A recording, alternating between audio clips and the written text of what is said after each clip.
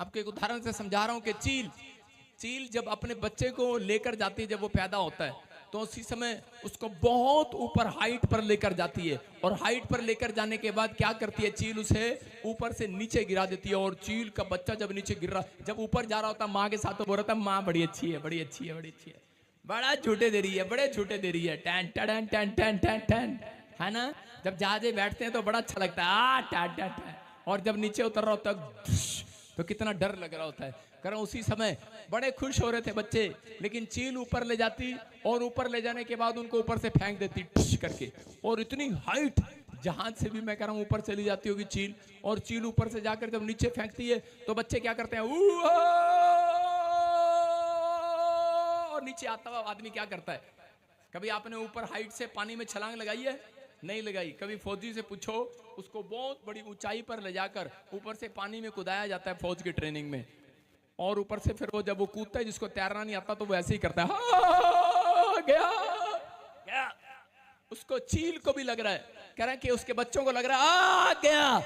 और इसी समय चील आती है, और फिर जब वो नीचे गिरने वाला तो उसके नीचे आकर फिर उसके पंखों पर बैठ जा, उसको अपने पंखों पर बिठा देती है, और फिर ऊपर ले जाती है। फिर कहता माँ मुझे क्यों छोड़ दिया था, कि तू तो बहुत अच्छी है, तू ही आई मेरी सहायता करने, तू ही है मेरी मदद करने वाली, और कोई नहीं है, और कोई नहीं है। फिर वो ऊपर ले जाती है, फिर बड़ा खुश होता है। थोड़े दिन 6 महीने बहुत अच्छे से निकलते होंगे, 2 महीने बहुत अच्छे से निकलते होंगे, लेकिन उसकी माँ फिर ऊपर से गिराती है, और फिर वो उसकी यही चाल होती है। अब की बार आ सुनने के बाद उसकी माँ उसे बचाने के लिए नहीं आई है। वो कह रहा है अब की बार आएगी, नहीं आई, नहीं आई। कहता ओहो, उसको अपने पंख दिखाई देते हैं। वो कहता है कह रही है क्या लगा है, इसको जरा हिला के देखते हैं। और से जब हिलाता कहता ओ बेटे अब समझ में आया, अब समझ में आया, मेरी माँ मुझे क्यों गिरा रही थी, मेरी माँ मुझे क्यों गिरा रही थी। क्षमा हो, शायद परमेश्वर ने मुझे छोड़ दिया, लेकिन उसने कहा अंत में तेरी आशा पूरी होगी। अपने पड़ोसी को बोलो अंत में तेरी आशा पूरी होगी। कब? जब मर जाएगा। कह रहे किसका मतलब, कह रहे अंत में तेरी आशा पूरी होगी। कह रहे कुछ दिन बीतने के बाद, थोड़े दिन के बाद परमेश्वर उन व्यक्तियों को देखता है, सुनता है और विचार करता है। कहता है जो लोग कह रहा भरोसा रखते हैं परमेश्वर पर। बस मैं आज उन लोगों से कहना चाहता हूं, पवित्र आत्मा ने मुझे कहा उन लोगों को कह जो निराश हैं, जो उदास हैं, जो टूट चुके हैं, जो बहुत बार चीजों को सही होने का इंतजार कर रहे हैं, लेकिन एक भी चीज सही नहीं हो रही। पवित्र आत्मा ने कहा इनको कह दे, कह रहा बस बने रहना, थोड़े दिन के बाद तुम्हारी चीजें सही होने वाली है, तुम्हारी कल्पनाएं पूरी होने वाली हैं चर्च, तुम्हारी आशा टूटेगी नहीं, पूरी होगी। जो आप मांग रहे हो वो पूरा होगा। याद रखना ये भविष्यवाणी है। कह रहा आप यहाँ बैठे हैं, आपके घर में आज आग के शोले गिर रहे होंगे यीशु के नाम में। मैं कह रहा हूँ जादू टोना टूट रहा होगा, आपके घर के लोग विश्वास कर रहे होंगे, आपकी आशा पूरी होगी घर जाते ही आज। पवित्र आत्मा कुछ करना चाहता है। अब्राहम के पास कहता है एक दिन परमेश्वर आया, क्योंकि अब्राहम जो है निराश था। उत्पत्ति की किताब 15:2 में जब हम पढ़ते तो वहां पर लिखा, कह रहा जब अब्राहम निराश हो गया, उसके पास बच्चा नहीं था, और उसी समय उसने क्या कहा, कहता इतने साल सेवा किया, लेकिन क्या परमेश्वर तू मुझे बच्चा नहीं देगा? बोलता है क्या कि मेरे घर का कोई वारिस नहीं होगा क्या? एलिजर कह रहा कोई मेरा वारिस नहीं होगा, तू मुझे क्या देगा? कहता मैंने इतने साल तेरी सेवा किया, तू मुझे क्या देगा? आज हर इंसान प्रभु में आने के बाद, दान देने के बाद, प्रार्थना करने के बाद, चर्च आने के बाद पास्टर से यही सवाल कर रहा है, कह रहा है कि तेरा प्रभु क्या देगा?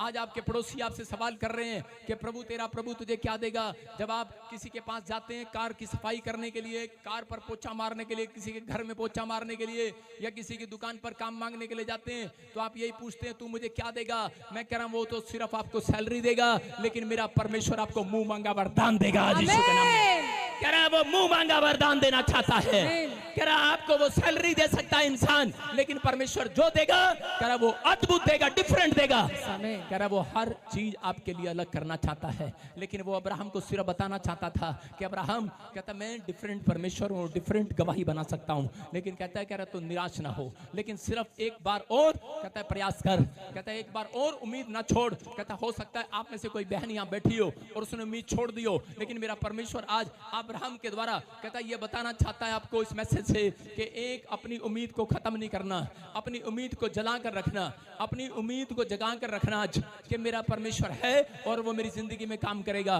उस समय अब्राम को नहीं पता था, अब्राम परमेश्वर से बच्चा मांग रहा था और परमेश्वर ने हाथ पकड़ा और तंबू के बाहर ले गया, बोलता देख जितने आसमान में तारे हैं इतने तुझे बच्चा दूंगा, इतने बच्चे दूंगा। उसने कहा मैंने एक मांगा था और परमेश्वर ने कितने हजारों लाखों करोड़ों अनगिनत बच्चे दे रहा है।